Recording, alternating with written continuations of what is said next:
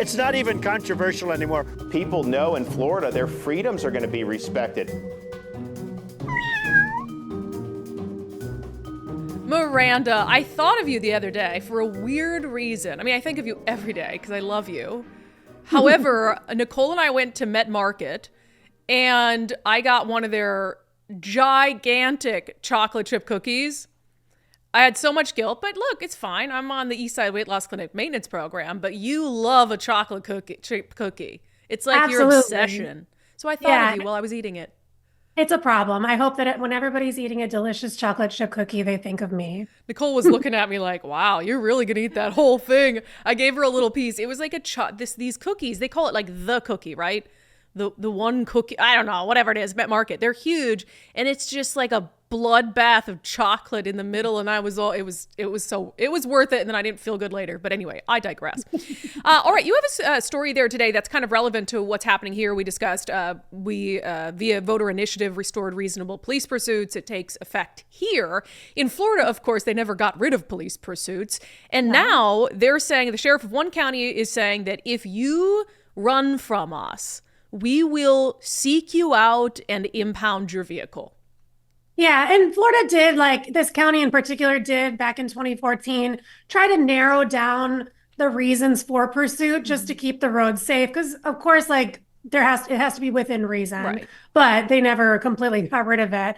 And it narrowed down, like those rules narrowed it from like thousands of pursuits a year down to like 10.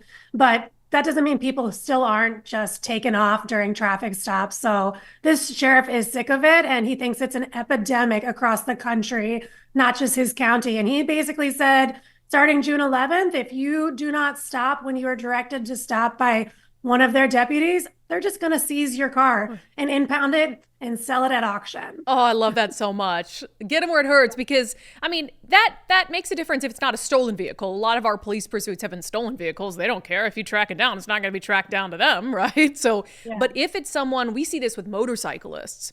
There have been a couple stories lately. I think there was a motorcyclist here going 121 miles an hour, and you can't keep up with that, but they tracked him via air support, stops and gets gas, and then they came in and arrest him. That's somebody that should be taken away from them. They shouldn't ever be able to be on a motorcycle again, and their motorcycle should be sold at auction. I'm a big fan of that. I think that's a great idea. Absolutely. And there are some, like, obviously some stipulations because, say it's not your car. I mean, if you've reported your car stolen, then they're obviously not going to impound your stolen vehicle. But, if it's maybe your friend borrowed your car for a joyride, like they're going to track it back. If you weren't the one driving it, you're able to prove that. You get one warning. On the second one, if you just keep borrowing your car to dump people, you are going to be penalized in the same way. They're super sick of it. So that's actually really doesn't bother me, because if you stop, you have no risk of getting your car taken away. So. Yeah, 100%. So that's more getting out in those like people who are reliving Fast and the Furious types and stuff, and there were souped up cars, and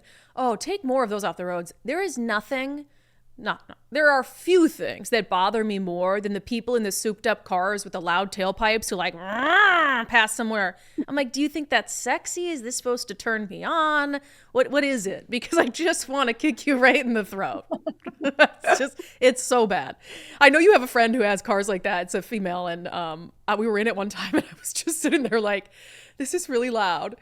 Well, it's actually, what's really funny is she's on her way over so we can work together this afternoon. And I was like, I hope she doesn't pull up while I'm recording this, because y'all are going to hear her.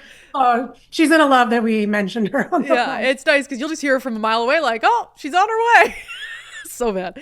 Okay, so you have another thing there involving HOAs. Now, I might have some points of disagreement on there. So in Florida, they're trying to combat just, I guess, power-hungry HOA Karens who want to fine homeowners for every little thing.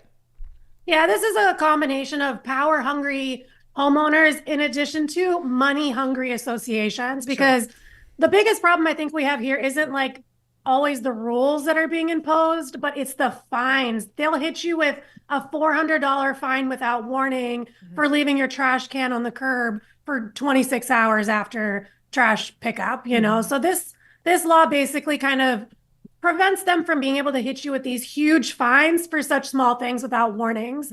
And some of those things are, like I said, having your trash cans on the curb for 24 hours before or after, they can't fine you within those time frames.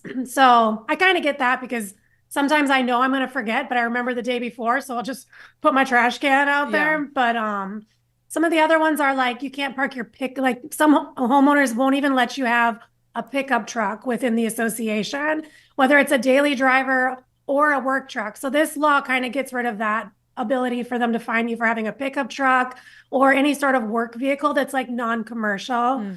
It's also another one is allowing first responders who live within an association to have their first responder vehicles parked on the curb or the right of way so that they can get in and out quickly if they need to. Oh, great.